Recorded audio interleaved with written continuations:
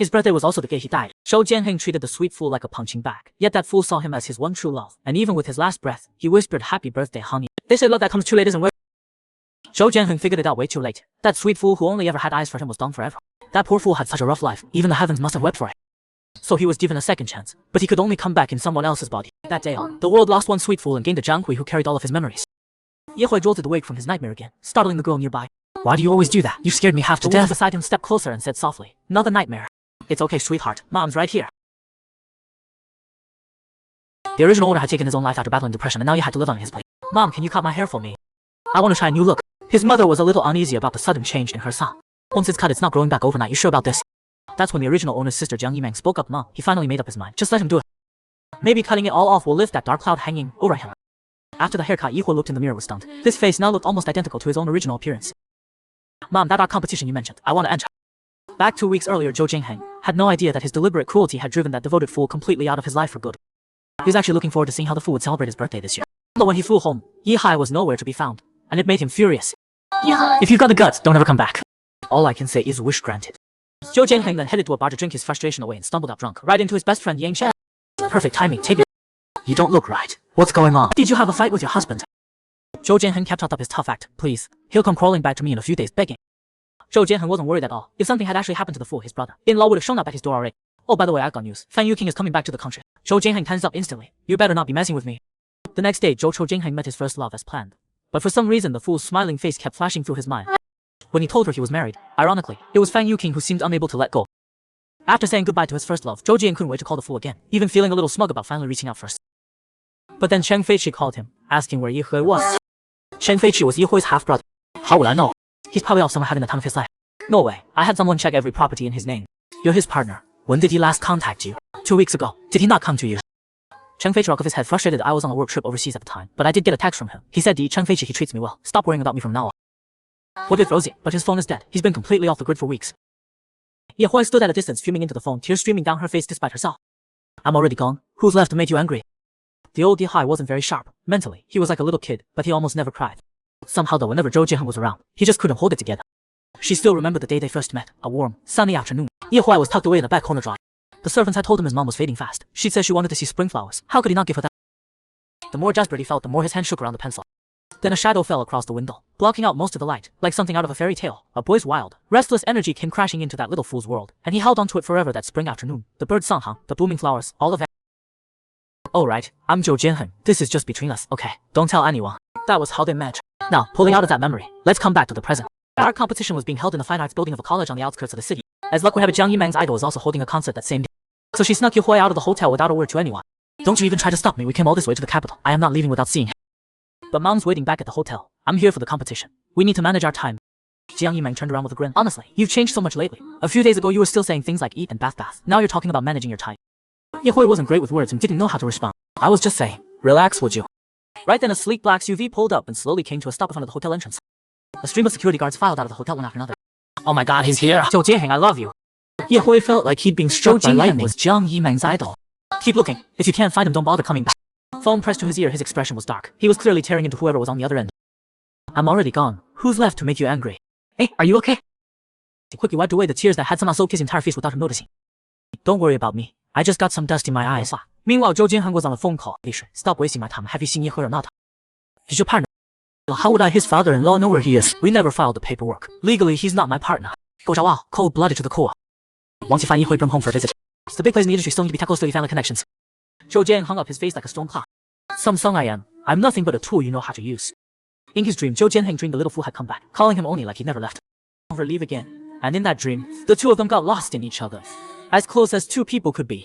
Then a phone call broke through and yanked him back to reality. Hello? It's 4 in the morning. What is wrong with you? Mr. Zhou, we found young Master Yi. He's on the mountain outside the city. Yo! Jianheng's temple throbbed, a sharp, pounding pressure building behind his eyes. Stop talking. And go bring him back. There was a pause on the other end.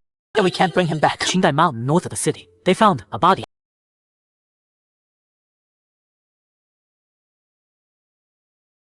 Love that comes too late isn't worth a thing. That sweet little fool who only had eyes for him was gone forever. He died on the very night of his birthday. Shen Feiqi and Ye Qing were the first ones to arrive. Mr. Shen, our condolences. Your brother died of cardiac arrest caused by hypothermia and oxygen deprivation. Zhou Jingheng arrived shortly after. He tried desperately to push through, but they held him back. Let me through. I'm Ye Huai's family. Let me in. Shang Feiqi's veins popped with rage. He grabbed Zhou Jing by the collar and landed a hard punch. Zhou Jingying, get out of here. Nobody needs your fake act right now. How did he die? You really don't know. If Jingying's mind went completely blank, it felt like his heart had been ripped. That can't be right, he's not dead, he's not dead. Ye Qing grabbed Shang Feiqi before he could swing again. He's not worth it. Huihui needs us right now. Deng Zhou Jingying crawled over on his knees and grabbed Shang Feiqi's arm, begging for just one last look. Just 5 minutes. His voice was trembling, filled with desperation. Just 5 minutes. Yeah. His last call was to you.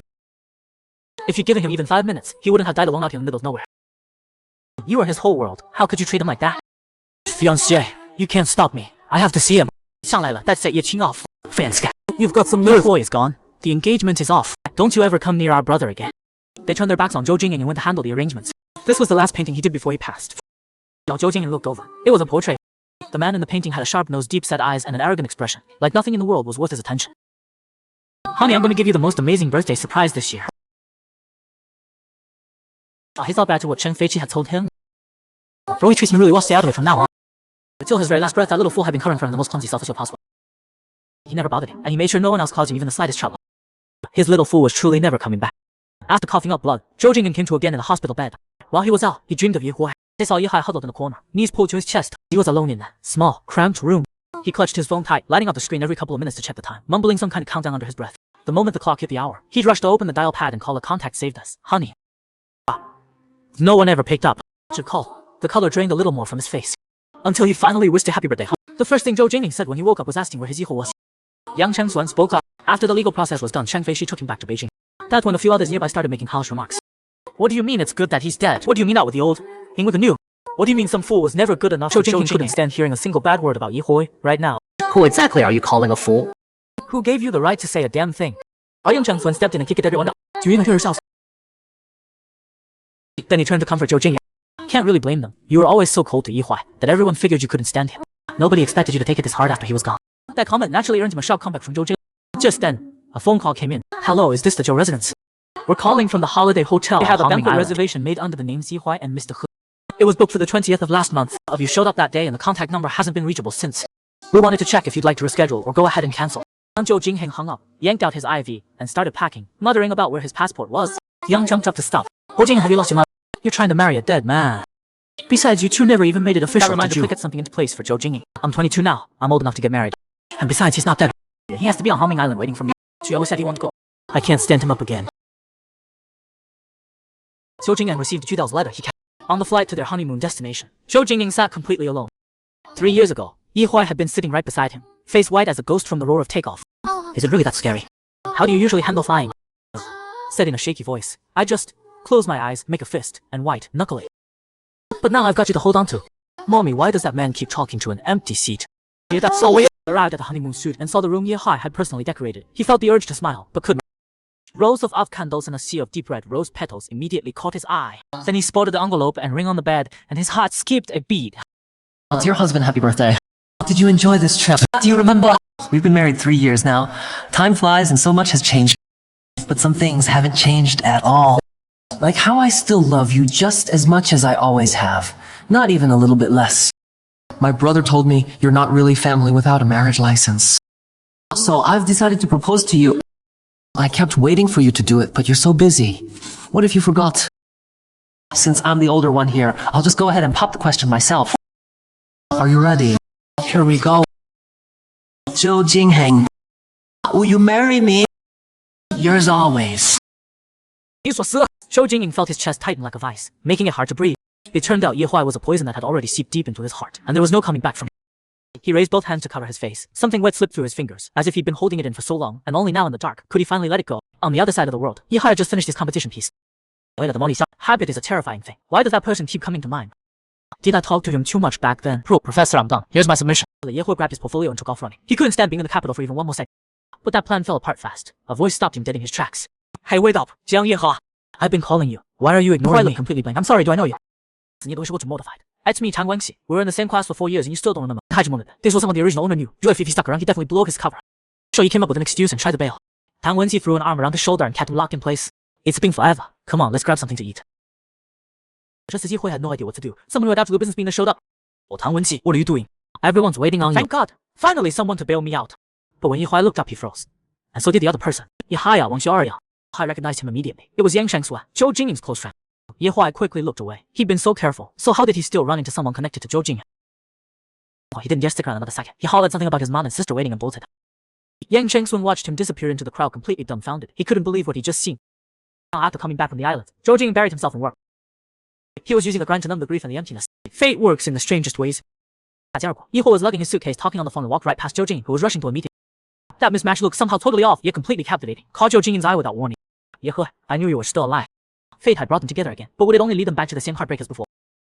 The moment Huihui appeared, it was like a light guiding you through the dark, or the sun melting snow on the coldest winter day. Zhou Jinghen caught a glimpse of Huihui walking away and took off after him without a second thought. Fans who spotted their idol turning around swarmed toward Zhou Jinghen all at once. The crowd closed in so tight he couldn't move an inch. Love letters and gifts came flying at from every direction. His assistant Xiao Lin rushed over to clear the way. Oh, today is Zhou's personal time. Please give him some space. The whole thing lasted only a few seconds. By the time he looked up, Huihui was gone. He pulled up the airport security footage. Behind a stone pillar in the corner of the terminal, Huihui stood with his back against the wall, hugging his backpack, lips pressed together, holding his breath, eyes wide open, like he'd been scared half to death. In the security monitor room at the capital airport, Zhou Jian at the steering with laser focus. 我已经不见了 right? They paused freeze the frame. But the camera was mounted too high, so the image wasn't very clear. You could barely make out that long cardigan, and underneath a blue sweater that totally clashed. That's you. Go pull up his flight info now. Zhou Jian's tongue left no room for doubt. Lin leaned in and stared at the screen for a long moment. But Mr. K is already. Sure, there are billions of people in the world and plenty of loopholes. Even celebrities have doppelgangers in Basong.